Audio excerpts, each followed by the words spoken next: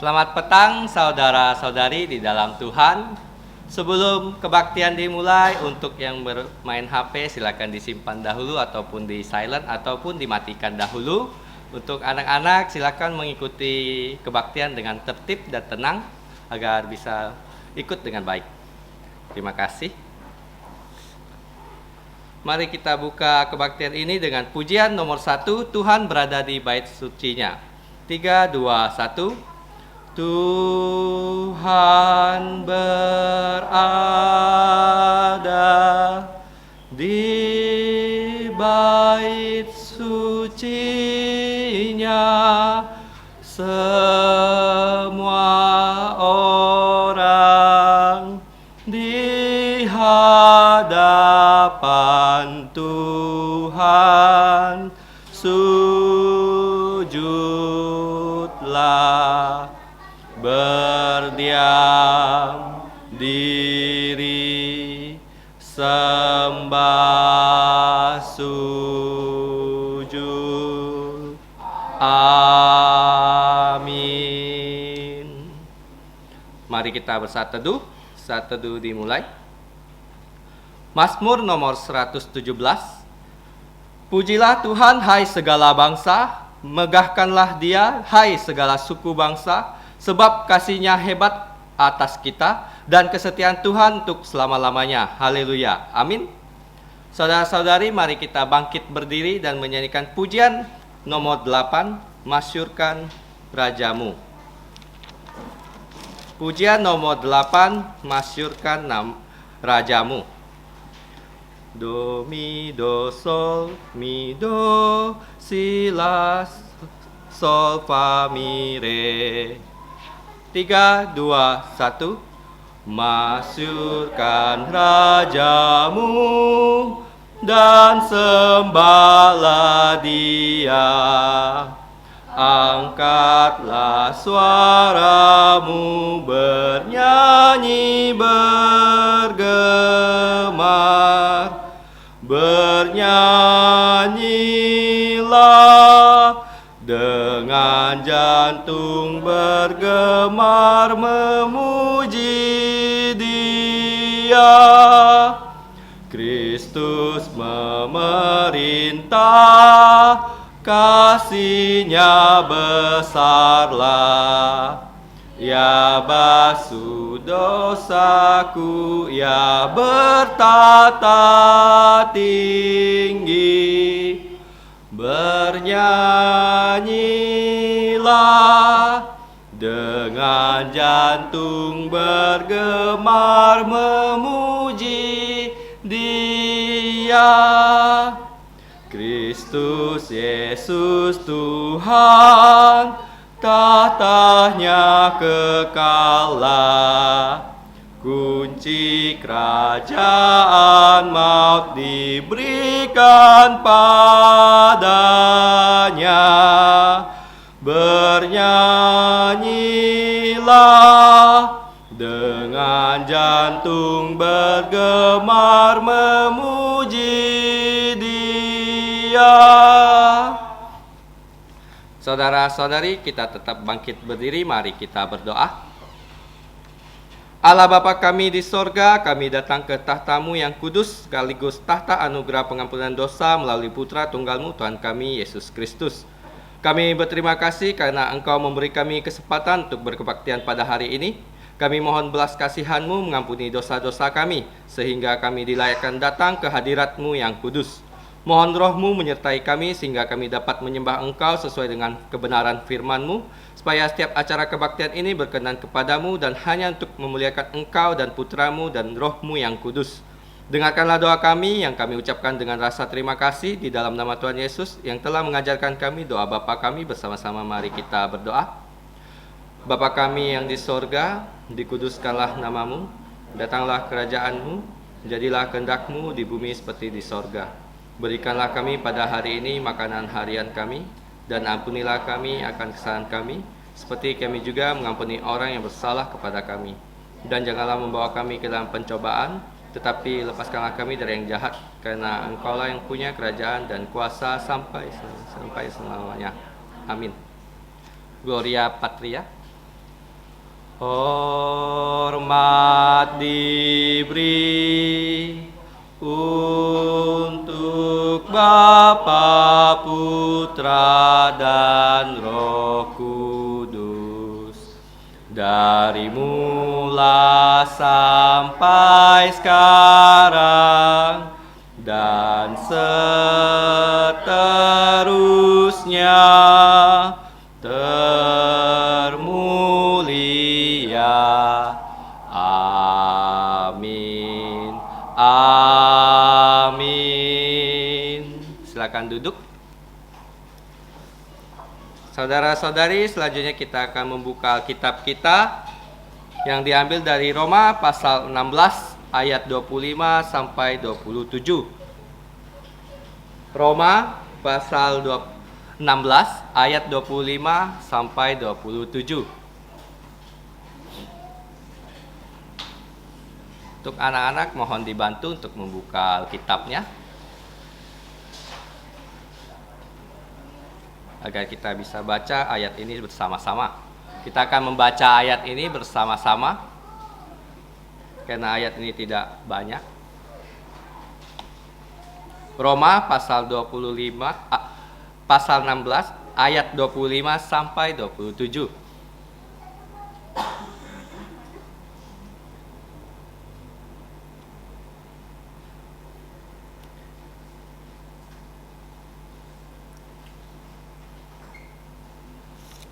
Roma pasal 16 ayat 25 sampai 27.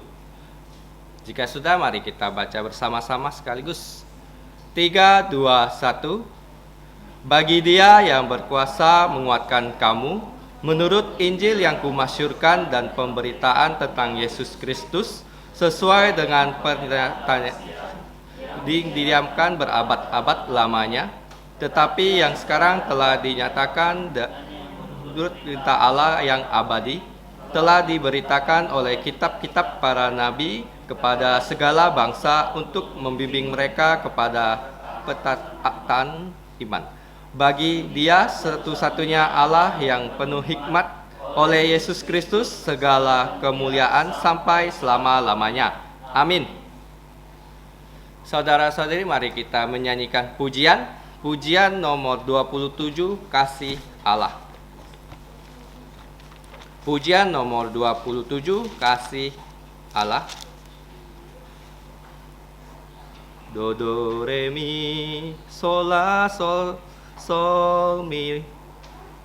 3, 2, 1. Kasih Allah amat besar yang tak dapat kulukiskan, lebih tinggi dari bintang, lebih dalam dari lautan. Meski Adam telah berdosa, Ia mengutus putranya, agar kita damai dengannya, dosa diampuninya. Kasih Allah tak terduga, tinggi, dalam, dan luas, tetap teguh, tak berubah, sampai selama-lamanya. Dalam dunia yang tak tetap, tata kuasa kan lenyaplah. Manusia menolak firman, berpaling pada berhala. Kasih Allah tak terduga dan teramat besar, menyatakan penebusan untuk orang berdosa. Kasih Allah tak terduga, tinggi, dalam, dan luas, tetap teguh, tak berubah, sampai selama-lamanya. Dengan langit sebagai kertas, batang pohon sebagai pena, air laut sebagai dawat, tiap orang penulisnya tak mungkin akan menuliskan kasih Allah yang besar. Langit dari timur ke barat tak akan memuatnya. Kasih Allah tak terduga, tinggi, dalam, dan luas, tetap teguh, tak berubah, sampai selama-lamanya. Selanjutnya kita lihat ayat hafalan kita yang terdapat di buletin, yang diambil dari Roma pasal 16 ayat 27. Kita akan membacanya sebanyak 2 kali, dan kali ketiga kita akan mencoba menghafalkannya. Mari kita baca bersama-sama. 3, 2, 1. Roma pasal 16 ayat 27. Bagi Dia satu-satunya Allah yang penuh hikmat, oleh Yesus Kristus segala kemuliaan sampai selama-lamanya. Amin. Sekali lagi kita baca bersama-sama. 3, 2, 1. Roma pasal 16 ayat 27. Bagi Dia satu-satunya Allah yang penuh hikmat, oleh Yesus Kristus segala kemuliaan sampai selama-lamanya. Amin. Saya akan memberi waktu untuk kita semua mencoba menghafalkannya tanpa melihat teks.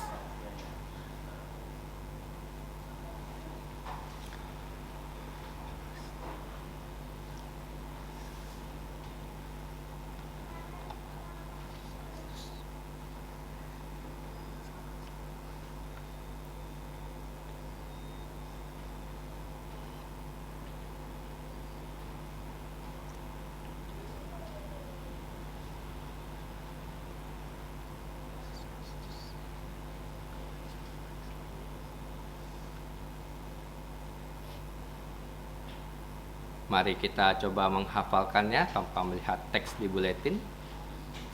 3, 2, 1. Roma pasal 16 ayat 27.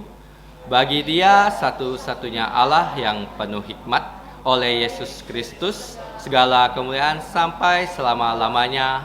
Amin. Puji Tuhan untuk ayat hafalan sudah kita coba hafalkan. Untuk yang belum hafal, saya tidak lelah mengingatkan kita semua untuk bisa menghafalkannya di rumah masing-masing. Jadi silakan membawa pulang buletin ini. Terima kasih.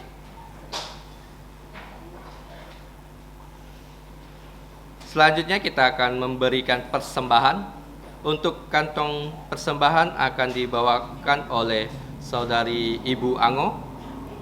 Sambil menjalankan persembahan, mari kita menyanyikan pujian nomor 49. Ku bersyukur ya tebusku. Ku bersyukur ya tebusku. Mari kita nyanyikan. 3, 2, 1. Ku bersyukur ya tebusku, ku diberi berkat limpah. Ku bersyukur ya sertaku, dan beriku anugerahnya. Ku bersyukur saat indah atau saat susah pun, air mataku dihapusnya, dan damai di jalan jantungku. Ku bersyukur Ia dengarku, meskipun tak terkabul. Waktu badai menerpaku, anugerahnya melimpah. Meski susah atau duka, Ia beriku penghiburan. Rahmat-Nya selalu sertaku, kasih-Nya iringiku. Ku bersyukur bunga mawar, meskipun ia berduri. Ku bersyukur diberkati, pengharapanku diberi. Ku bersyukur senang susah, damai di jantungku. Ia berikan pengharapan-Nya. Ku bersyukur selamanya. Saudara-saudari, mari kita bangkit berdiri dan menyanyikan doksologi. Puji Allah sumber berkat, puji Dia semua ciptaannya, puji Dia para malaikat, Bapa, Putra, dan Roh Kudus. Amin. Mari kita berdoa. Bapa kami di sorga, kami menyerahkan persembahan kami, kiranya Engkau berkenan menerimanya. Pakailah persembahan ini untuk kemuliaan nama-Mu dalam pelayanan dan perluasan kerajaan-Mu di muka bumi. Berkatilah saudara-saudari yang telah membawa persembahan ini, khususnya putra-putrimu yang uangnya berasal dari orang tua mereka, supaya semua keluarga kami dapat percaya Tuhan Yesus dan diselamatkan. Ajarlah kami melayani Engkau sebagai korban hidup yang memuliakan nama-Mu. Demikianlah kami berdoa dan berterima kasih di dalam nama Tuhan Yesus. Amin. Silakan duduk. Untuk anak-anak silakan menuju tempat sekolah minggu.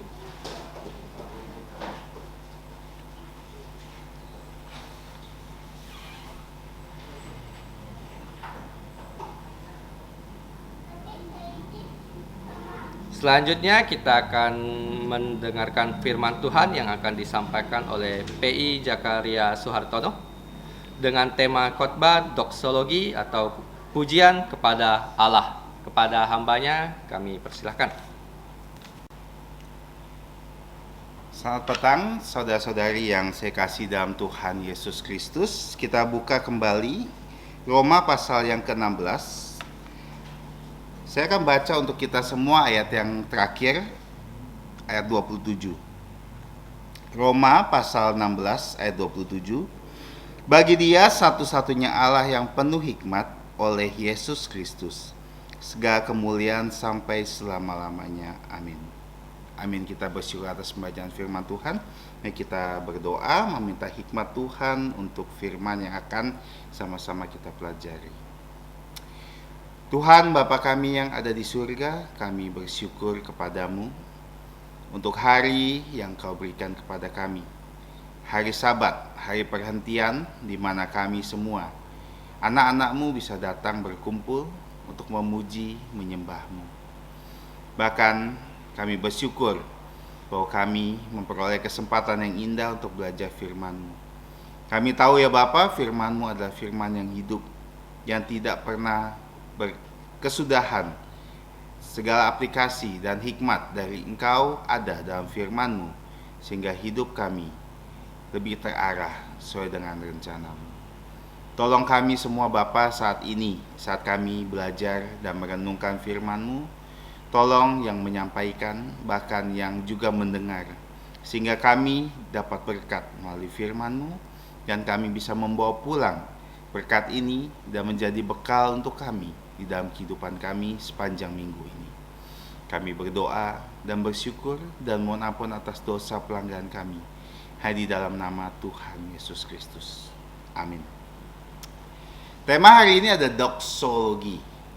Sebelum kita berdoa persembahan, kita menyanyikan doksologi. Apakah ada yang tahu apa itu doksologi? Tema hari ini ada doksologi, pujian kepada Allah. Doksologi berasal dari kata doxa. Doxa artinya, ini bahasa Yunani ya. Doxa artinya kemuliaan. Logi, kita mendapat kata atau ilmu. Kalau kita tahu biologi, antropologi, kata logi di belakang itu artinya kata atau doktrin atau pengajaran. Makanya doksologi sebenarnya kata-kata kemuliaan. Tapi dalam konteks Alkitab, doksologi dipakai oleh bapak-bapak gereja untuk menjelaskan pujian kepada Allah. Ini maksudnya doksologi, pujian kepada Allah. Dan sangat menarik, kitab Roma itu diakhiri dengan doksologi. Kalau kita belajar dari seluruh kitab Rasul Paulus, hanya kitab Roma yang diakhiri dengan doksologi, pujian terhadap Allah. Dan kita bersyukur bahwa hari ini adalah hari terakhir kita belajar kitab Roma. Tidak terasa sudah berminggu-minggu kita belajar dari pasal yang pertama sampai yang terakhir tentang kitab Roma ini. Dan kita sudah belajar juga secara garis besar kita bisa membagi 2 atau 3. Kalau kita membaginya dengan 3, kitab Roma sederhananya seperti ini. 1 sampai 11 itu adalah pengajaran. 12 sampai 15 itu adalah praktek. Sedangkan 16 adalah penutup. Jadi 3P. Roma 1-11 pengajaran, 12-15 prakteknya, sedangkan 16 penutupnya. Dan setelah praktek diajarkan, di pasal 11, Rasul Paulus menutup juga dengan doksologi sebelum dia mulai. Karena itu saudara-saudara, demi kemurahan Allah, aku menasihatkan kamu sehingga kamu mempersembahkan tubuhmu sebagai korban hidup. Sudah mulai aplikasi dan diakhiri dengan doa berkat. Pasal 15 kita sudah pelajari, dan pasal 16 penutup diakhiri juga dengan doksologi. Sebuah pertanyaan sederhana, kenapa Allah harus dipuji? Kadang-kadang ini adalah kelemahan kita semua. Apakah kita saat berdoa memuji Tuhan? Pernahkah kita berdoa khusus untuk hanya memuji Tuhan? Kebanyakan kita berdoa, kita bersyukur, ya, bersyukur sama Tuhan. Tuhan, terima kasih untuk ini dan itu. Tuhan, tolong kita aktivitas kita sepanjang hari. Tapi setelah itu kita akan meminta, Tuhan tolong ini, Tuhan berkati ini, Tuhan sertai ini. Kita minta pengampunan dosa tentu saja setelah itu. Tapi yang kita lupa adalah doksologi. Kita lupa berdoa sama Tuhan hanya untuk memuji Tuhan loh. Doa untuk memuji Tuhan. Kita berdoa sama Tuhan, dan kita deskripsikan siapa Tuhan di hidup kita. Hanya itu. Tapi sayangnya kita semua, saya pribadi juga kadang-kadang lemah dalam hal ini. Kita terlalu banyak doa, memang mengucap syukur bagus. Kita juga berdoa untuk permintaan kita, segala permintaan kita. Tapi kita lupa memuji Tuhan. Doksologi sangat penting.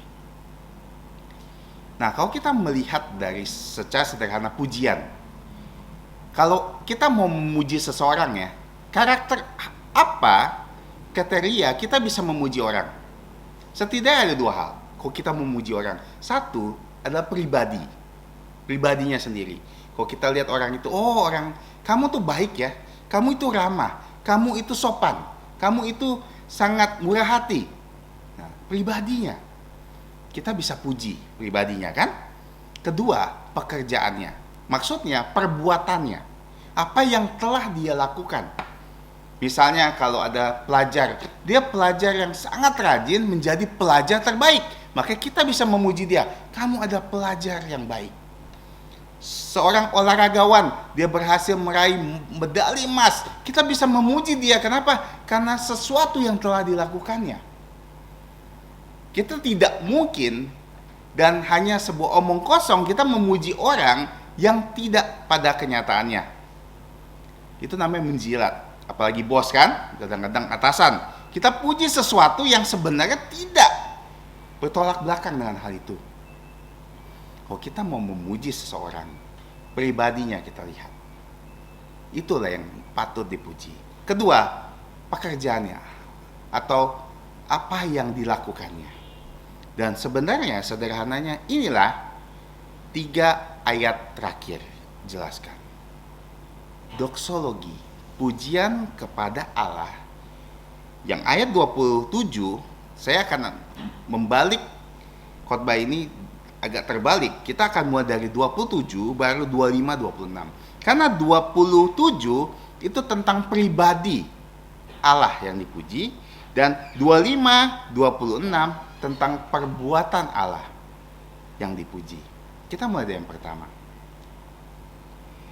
Yang pertama adalah siapa Allah, pribadi Allah. Di sini dijelaskan. Bagi dia, ayat 27 ya. Bagi dia satu-satunya Allah yang penuh dengan hikmat oleh Yesus Kristus, segala kemuliaan doksa sampai selama-lamanya. Amin. Di sini untuk menutup kitab Roma, ternyata Paulus memilih satu karakter Tuhan yang di-highlight, yaitu Allah satu-satunya yang penuh hikmat. Ini ada kontras yang dikatakan oleh Rasul Paulus terhadap ilah-ilah yang pada saat itu di Roma. Ilah-ilah zaman itu, baik orang Allah-Allah dalam tanda kutip ya, Allah-Allah kecil, dewa-dewa mereka, dewa-dewa Yunani, dewa-dewa Ibrani, orang-orang Romawi, semua itu sebenarnya bodoh. Coba lihat, kalau kita pernah menonton film kan tentang dewa-dewa masa orang-orang Yunani, semuanya bodoh. Ada dewa yang marah dengan dewa lain, ada yang dewa ini iri dengan dewa lain, ada dewa ini salah ngambil keputusan, membuat bencana. Kata-kata dewa bodoh. Makanya tuh Rasul Paulus bilang hanya satu-satunya Allah penuh hikmat. Ada Allah Yehova. Nah, tapi di sini kalau kita melihat satu-satunya Allah, sebenarnya kalau kita bisa ganti sedikit, lebih presisi, satu-satunya Allah yang punya segala hikmat. Maksudnya seperti itu, punya segala hikmat. Sayangnya manusia, kita semua nih, kita diberikan hikmat sama Tuhan, tapi tidak punya segala hikmat, bukankah begitu? Ada seorang suami dimarahkan sama istrinya. Kenapa? Katanya kamu pintar, sekolah kamu tinggi, tapi kenapa kamu tidak tahu hal itu? Sederhananya, karena hikmatnya berbeda. Ada seorang, misalnya di sini ada yang jago matematika, ada jago memecahkan masalah yang lain, ada yang jago mendesain sesuatu. Hikmat setiap kita berbeda, ya kan? Jadi kalau kita menghadapi segala situasi, yakin dan percaya kita tidak akan bisa menghadapinya, karena kita terbatas. Manusia itu selalu terbatas. Tapi Allah di sini katakan segala hikmat ada di padanya. Jadi segala macam masalah yang akan dihadapi oleh manusia, Tuhan tahu jalan keluarnya. Itulah hikmat Allah yang membedakan. Maka dikatakan satu-satunya Allah yang penuh dengan segala hikmat. Dan kita juga tahu dari ini menjelaskan bahwa Allah sendiri sumber hikmat. Makanya di dalam kitab Amsal berulang kali dikatakan permulaan hikmat adalah takut akan Tuhan. Sebagai informasi untuk yang tidak tahu, hikmat berbeda dengan pengetahuan. Kita bisa pintar, kita bisa cerdik, tapi belum tentu kita berhikmat. Hikmat itu ada aplikasi dari pengetahuan kita. Seperti dokter. Ya. Dokter harus punya hikmat untuk mendiagnosa pasien. Karena dokter akan belajar seluruh simptom atau gejala-gejala penyakit. Misalnya gejala demam. Ya kan? Gejala demam. Kalau misalnya ada pasien datang, dia cuma bilang, gejala saya demam. Hampir semua penyakit ada demamnya. Kalau dokter yang tidak punya hikmat, dia cuma punya pengetahuan, oh kalau demam paracetamol. Dia kasih langsung paracetamol, padahal tidak tahu apakah demamnya karena infeksi, atau demamnya karena penyakit atau bakteri. Itu namanya dokter yang tidak punya hikmat. Sedangkan hikmat itu aplikasinya, dia tahu, oh dari gejala-gejala ini ada gejala lain nggak? Gejala yang satu lagi dikumpulkan dan diagnosa, dan dia bisa memutuskan, oh kamu sakit karena ini, saya akan sertakan paracetamol untuk meredakan demam kamu, tapi sumber penyakit kamu di sini. Itulah dokter punya hikmat. Itu maksudnya hikmat loh. Pengetahuan kita belum tentu kepakai. Setiap yang kita tahu waktu menghadapi masalah tidak bisa kita selalu pakai. Maka hikmat itu diperlukan. Pelajaran pertama yang paling sederhana adalah, kalau kita tahu Allah adalah sumber hikmat kita, Amsal mengatakan, janganlah bersandar pada pengertian kita. Kita pasti menghadapi masalah. Tidak ada manusia tidak punya masalah. Masalah di tempat kerja, masalah dengan rekan kerja, masalah di sekolah, masalah di keluarga, masalah suami dengan istri, masalah dengan anak, masalah dengan orang tua, masalah apapun juga, pasti ada jalan keluarnya. Tapi pertanyaannya, kita pakai jalan yang mana? Dengan cara apa kita menyelesaikan masalah itu? Maka saat kita berdoa sama Tuhan, mintalah hikmat. Makanya Raja Salomo ya, dipuji sama Tuhan. Kenapa? Karena waktu ditanya, kamu mau minta apa Salomo? Kamu mau minta semua musuh-musuh kamu mati? Jadi raja pengen berkuasa kan, kalau musuh-musuhnya mati. Atau kamu mau minta kekayaan yang besar? Saya bisa kasih ke kamu. Atau kamu mau panjang umur? Saya bisa kasih sama kamu. Tapi Salomo minta apa? Tuhan, kasih saya hikmat. Setelah tahu bahwa dia meminta sesuatu yang paling penting, Tuhan tambahkan yang sisanya itu sebagai bonus. Apa permintaan doa kita kadang-kadang kepada Tuhan? Saat kita menghadapi masalah, kadang-kadang kita minta, Tuhan, pecahkan masalah ini buat saya. Tapi kadang-kadang kita lupa, kita punya tanggung jawab manusia. Tuhan, tolong beri saya hikmat untuk memecahkan masalah ini. Akan lebih presisi doa kita, lebih tepat. Apapun yang kita sedang hadapi, kita minta sama Tuhan, Tuhan, saya sedang ada masalah ini. Tolong beri saya hikmat, supaya saya tahu jalan keluarnya apa. Supaya saya tahu kepada siapa saya harus ngomong, kepada siapa saya meminta bantuan. Karena kalau kita dalam masalah, dihempit masalah, stres, kita akan melakukan hal bodoh. Apapun kita akan lakukan. Yang penting kita pikir itu bisa menyelesaikan masalah. Makanya berdoa dengan tepat. Minta hikmat sama Tuhan. Dan itu yang terbaik. Karena ketika kita minta hikmat, Tuhan sendiri akan bantu kita kasih tahu apa yang harus kita lakukan. Itu caranya mengandalkan Tuhan loh. Bukan semerta-merta kita lepas tangan mengandalkan Tuhan. Tuhan, saya ada masalah ini, tolong buka jalan. Nah, selesai. Kita lepas tangan. Itu salah loh. Kadang-kadang kita jadi orang Kristen, kadang-kadang ada mendidik seperti itu. Kita lepas tangan. Akan-akan kita tidak punya tanggung jawab sebagai manusia. Karena kalau kita melihat doktrin Calvin menjelaskan, pertama, ada namanya kemahakuasaan Allah berimbang dengan tanggung jawab manusia, harus berimbang. Makanya saat kita menghadapi masalah, ya kita bersandar sama Tuhan. Tapi dengan cara apa? Kita minta sama Tuhan. Salah satunya doa minta hikmat supaya kita bisa melakukannya. Tapi ada situasi lain tentu saja kita tidak bisa melakukan apa-apa. Situasi yang berbeda yang kita tidak bisa berpikir, memang tidak bisa berpikir. Maka di Roma 8 kalau kita belajar, ya kan?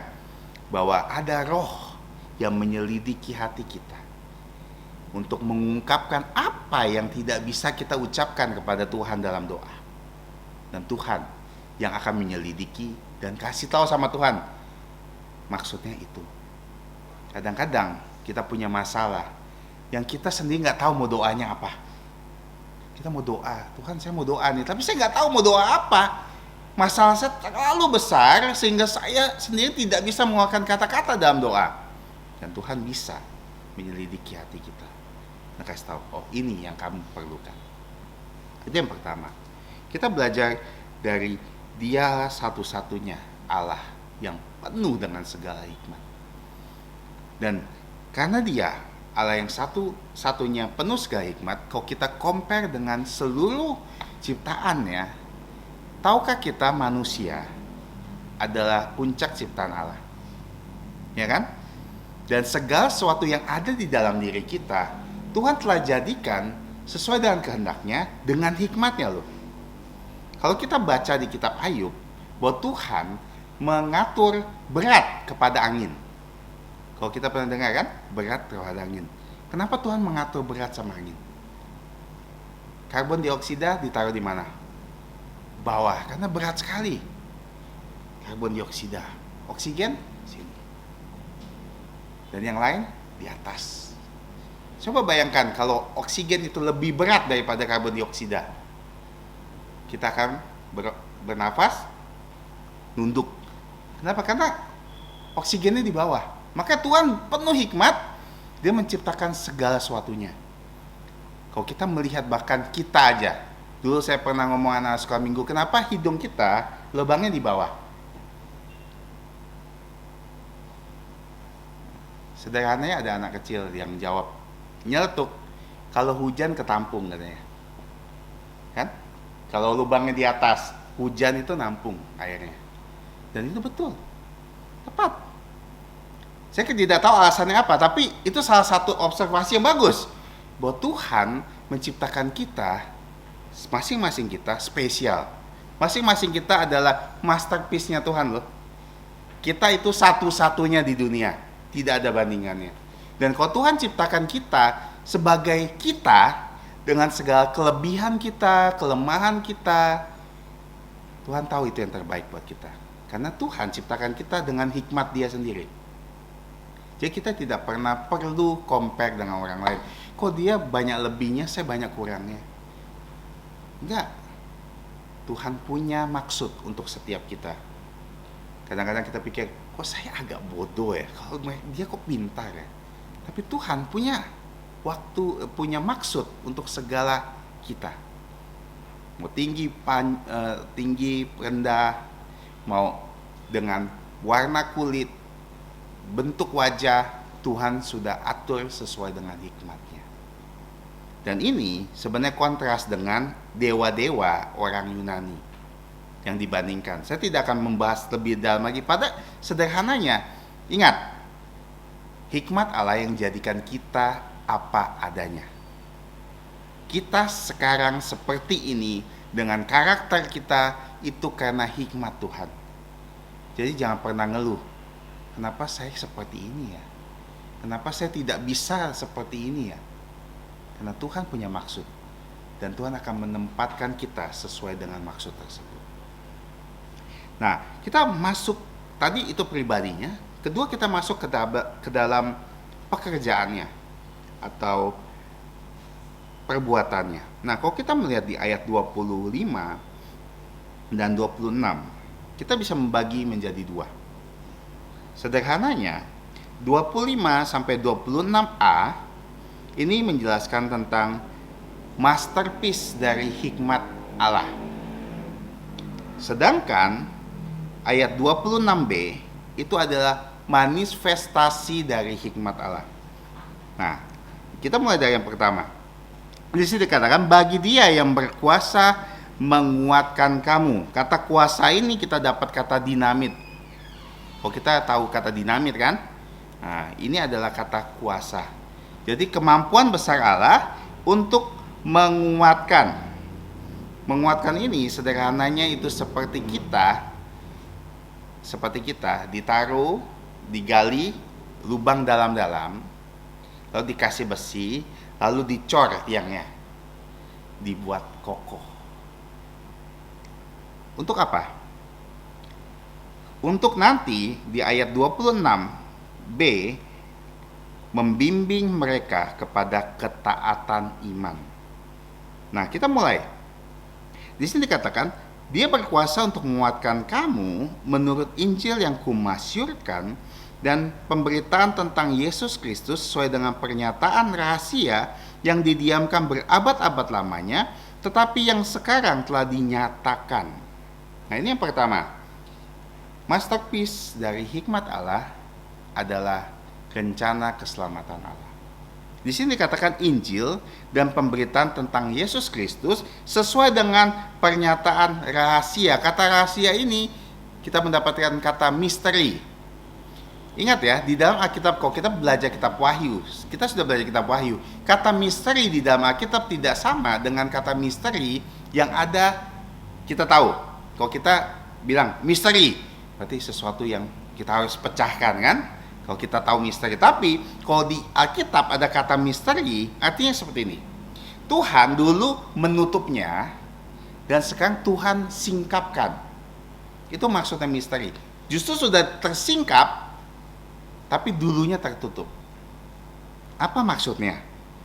Nah, sederhana gini. Saya buat lebih sederhana, yaitu Injil sudah di-plan sama Tuhan dari sebelum dunia dibentuk, dari kekekalan sampai pada kekekalan.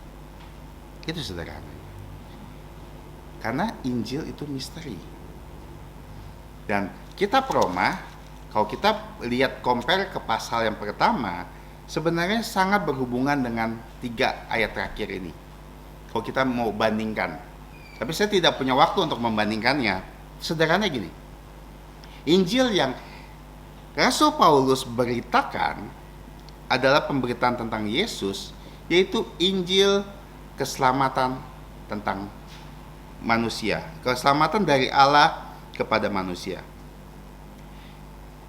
Jadi Allah sudah merancang keselamatan manusia sejak Adam dan Hawa, bahkan sebelum Adam dan Hawa jatuh. Tuhan sudah tahu loh, Adam dan Hawa akan gagal. Dan Tuhan sudah planningkan bahwa nanti ada Mesias lahir dari perawan. Tapi kalau kita lihat Adam dan Hawa, dia tidak tahu bahwa Mesias adalah Yesus. Makanya pelan-pelan akan disingkap sampai terungkap bahwa ternyata Yesus. Dan seluruh bagian di Alkitab ini, seluruh kejadian-kejadian yang ada di Alkitab yang kesannya random, sebenarnya satu arah loh. Pernah berpikir kenapa ada kitab Esther? Padahal kitab Esther itu settingnya di Persia, bukan di Israel. Kalau kita berpikir, dan kitab Esther tidak ada kata Allah dan Tuhan loh sama sekali. Satu-satunya kitab yang ada di Alkitab tidak ada kata Allah dan Tuhan, itu kitab Esther. Tapi yang menjadi pertanyaan, kenapa kitab Esther ada di Perjanjian Lama? Dan Esther juga bukan nenek moyang dari Raja Daud. Kenapa? Kenapa bisa ada kisah ratu ini dimasukkan di Alkitab? Misteri kan? Ternyata ada alasannya. Karena ada satu masa di mana ada seorang bernama Haman ingin membunuh seluruh orang Yahudi gara-gara Mordekai. Dan Esther ada seseorang yang berhasil menyelamatkan orang Yahudi dari genosid. Tahu genosid? Genosid adalah membunuh satu ras satu kaum sehingga orang Yahudi nggak ada lagi. Tapi ada Esther di sana, di negeri yang jauh, yang ternyata Tuhan telah pakai untuk menolong Yahudi. Coba bayangkan orang Israel kalau kali itu berhasil dibunuh oleh Haman. Apa yang terjadi?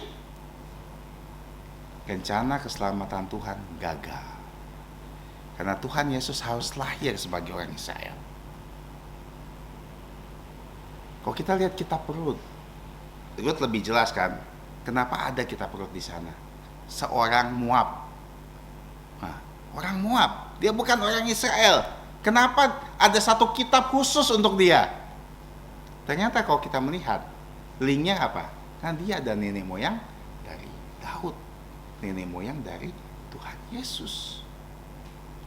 Lihat bagaimana setiap kepingan cerita di dalam Alkitab itu ada seperti puzzle yang dirangkai satu persatu sampai akhirnya membentuk satu gambaran penuh tentang keselamatan manusia. Nah, saya tidak akan panjang lebar soal ini, tapi aplikasi untuk kita sangat sederhana, tapi ketika saya merenungkannya sangat luar biasa loh. Bahwa tidak ada satu kejadian di hidup manusia di luar rencana Tuhan. Kalau kita menikah, kalau kita lulus sekolah, kita lahir, kita ngalamin musibah, kita sakit, kita mulai bekerja, kita dipecat dari pekerjaan, kita mengalami sakit berat, masalah berat. Setiap bagian yang ada di hidup manusia, terutama anak-anak Tuhan, Tuhan sudah rencanakan. Tidak ada satu kepingan di hidup kita itu random. Tuhan gak tahu, Tuhan tidak peduli, tidak ada. Dan itu harusnya jadi penghiburan terbesar buat kita loh. Kalau kita sedang dalam masalah apapun itu, kita tahu, oh Tuhan izinkan masalah ini buat saya karena sudah dalam planning Tuhan. Kalau kita membuat planning, berapa tahun sih planning kita? Setahun, 2 tahun? Perusahaan, berapa tahun perusahaan bisa planning? 30 tahun, 50 tahun? Kenapa tidak sampai 100.000 tahun? Karena tidak tahu. Kita tahu ke depannya akan terjadi apa. Tapi Tuhan udah planning hidup kita semua sampai kekekalan.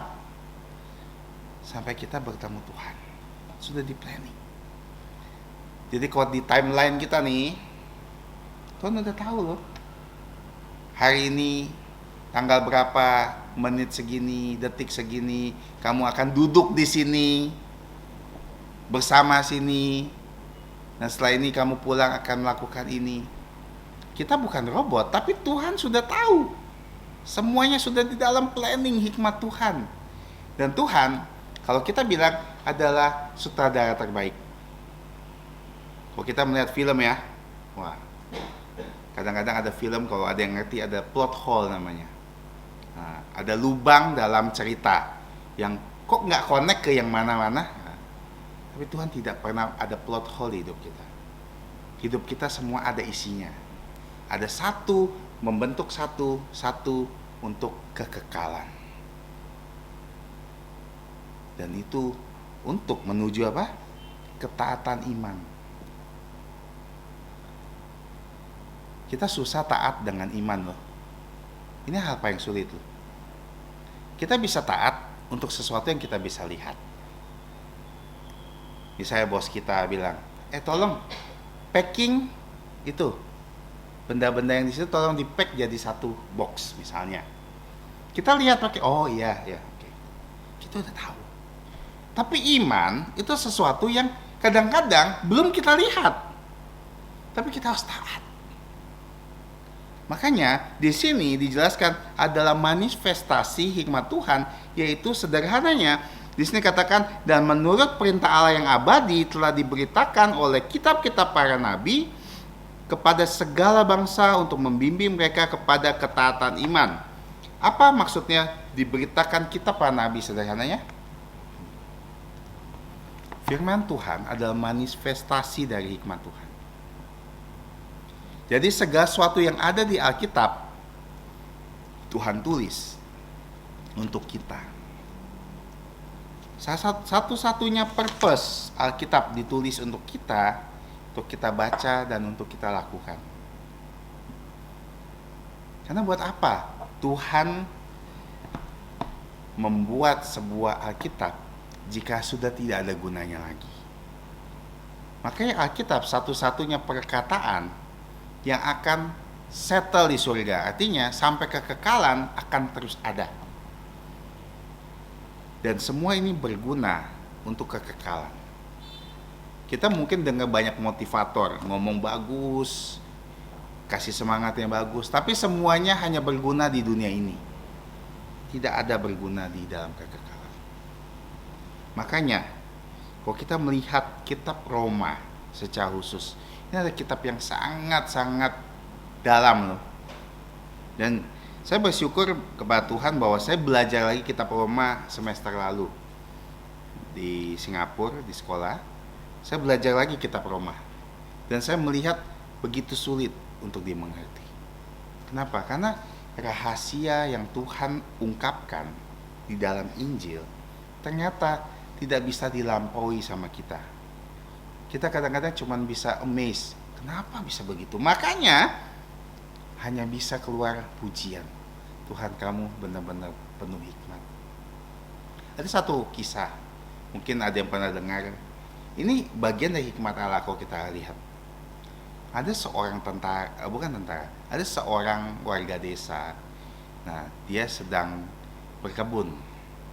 Tiba-tiba dia mengalami kecelakaan. Dia jatuh dan kakinya patah. Dia sangat kesal. Kenapa? Karena gara-gara kakinya patah dia tidak bisa bekerja. Padahal dia, orang tuanya semua butuh dia untuk dihidupkan. Jadi dia menggerutu, setiap hari dia menggerutu. Dia bertanya dan menyalahkan Tuhan. Tuhan, kenapa? Saya sangat setia sama kamu loh. Saya selalu melayani kamu. Tapi kenapa saya jatuh? Dan saya nggak bisa jalan sekarang. Dan tidak lama, sebulan atau 2 bulan setelah itu, ada terjadi perang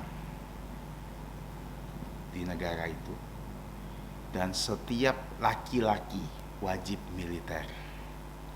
Ya kan? Jadi seluruh tentara masuk ke desa-desa dan merekrut semua laki-laki yang masih strong, yang masih kuat. Dan karena dia pincang, dia tidak direkrut. Jadi banyak dari teman-temannya satu kampung itu direkrut semua. Dia juga menyesal, kenapa saya tidak bisa membantu dalam pekerjaan negara, membela negara. Dia juga kesal. Berapa minggu setelah itu dia mendengar kabar, tidak ada satupun temannya dari desa itu selamat dalam peperangan. Artinya, kecelakaan yang dialami justru ada hikmat Tuhan untuk nolong dia sehingga dia bisa selamat. Jadi satu-satunya laki-laki saat itu yang strong, yang kuat, hanya pincang aja kakinya. Dan Tuhan punya maksud. Dan saat itu dia baru bisa bersyukur sama Tuhan.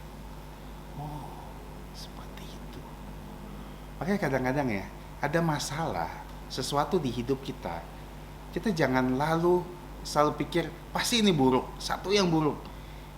Sampai kita melihat, ternyata itu baik loh buat kita. Ada kebaikan di balik keburukan.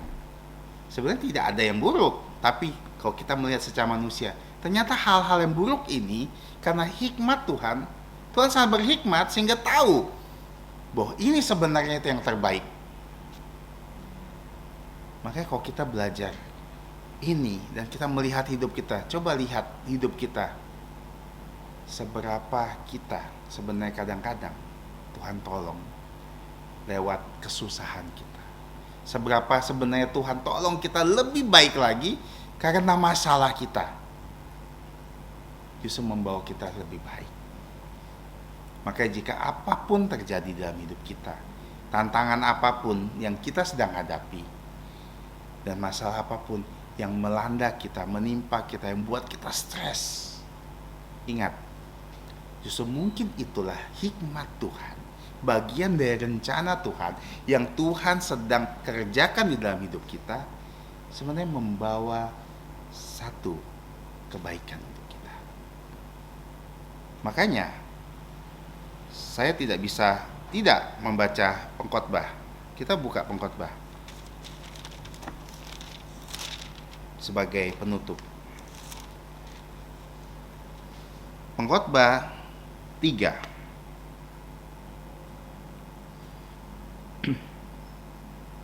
ayat 11 sampai 14. Saya akan baca sebagai penutup. Ia membuat segala sesuatu indah pada waktunya, bahkan ia memberikan kekekalan dalam hati mereka. Tapi manusia tidak dapat menyelami pekerjaan yang dilakukan Allah dari awal sampai akhir. Dan ini jelaskan kita bahwa kita tidak tahu kan dari awal sampai akhirnya seperti apa. Aku tahu bahwa untuk mereka tidak ada yang lebih baik daripada bersuka-suka dan menikmati kesenangan dalam hidup orang. Dan setiap orang yang dapat makan, minum, dan menikmati kesenangan dalam segala jerih payahnya, itu juga adalah pemberian Allah. Aku tahu bahwa segala sesuatu yang dilakukan Allah akan tetap ada untuk selamanya. Itu tidak dapat ditambahkan dan tidak dapat dikurangi. Allah berbuat demikian supaya manusia takut akan Dia. Jadi, kalau Tuhan sudah planningkan sesuatu di dalam hidup kamu, akan tetap terjadi, karena tidak akan pernah berubah. Tidak ada yang ditambah. Tuhan tidak edit ya. Hidup kita tidak diedit sama Tuhan. Rencana hidup kita tidak pernah diedit sama Tuhan. Oh ganti ya, revisi. Enggak ada revisi. Tuhan bilang ini yang akan terjadi sama kamu, dan ini nanti hasilnya kepada kamu. Dan dikatakan supaya manusia apa? Takut akan Dia. Dan kembali lagi ayat kita, takut akan Tuhan adalah permulaan hikmat. Allah yang berhikmat mau kita takut sama Dia supaya kita berhikmat seperti Tuhan. Hari ini belajar sederhana, doksologi, pujian. Kita harus kasih pujian kepada Allah. Kenapa? Di highlight di sini sama Rasul Paulus, karena Tuhan penuh segala hikmat. Jadi apapun masalah kita, minta sama Tuhan. Tuhan kasih hikmat sama kita. Dan ingat, tidak ada satupun yang terjadi di hidup kita di luar rencana Tuhan.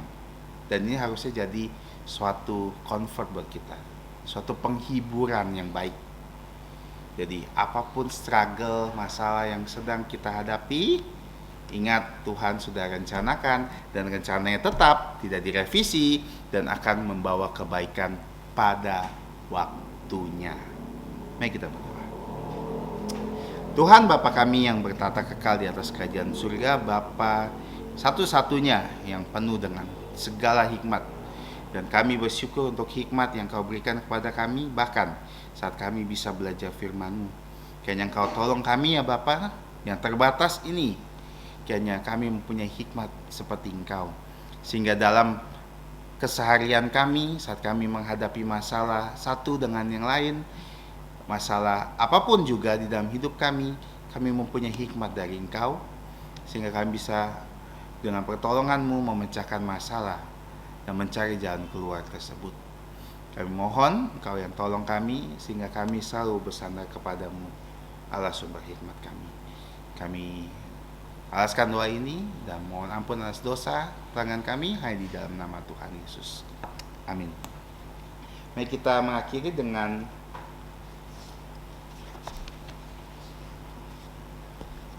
berdiri dan kita menyanyikan pujian Yesus bayar semua 124. Yesus bayar semua 124.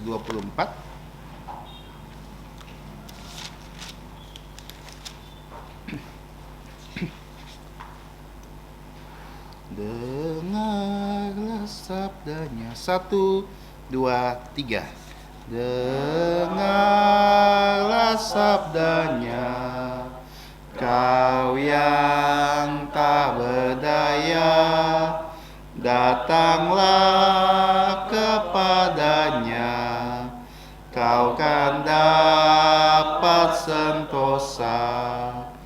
Yesus bayar semua hutang dosaku. Dosa bagai kirmiji, jadi putih bersih. Tiada lah padaku suatu kebaikan, tapi darah Tuhanku memberikan kelepasan. Yesus bayar semua hutang dosaku. Dosa bagai kirmiji, jadi putih bersih. Di depan tatanya, sekarang ku bertelut. Ku jadi anak Allah, jantungku bersyukurlah. Yesus bayar semua hutang dosaku.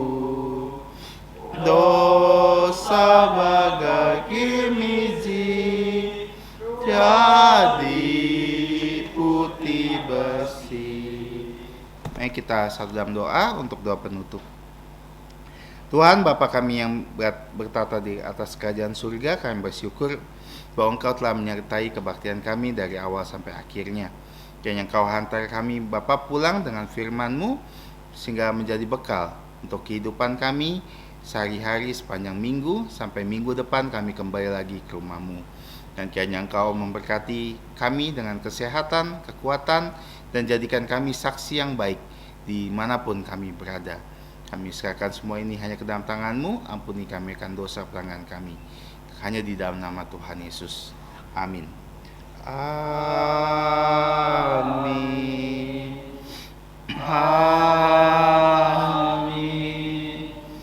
Amin.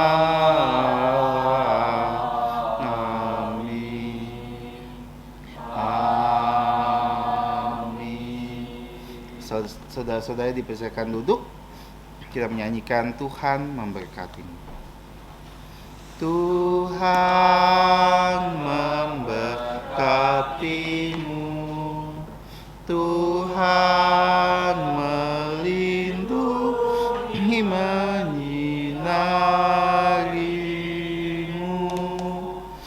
memberi kasih karunia. Tuhan menyinarimu dengan wajahnya, memberi kasih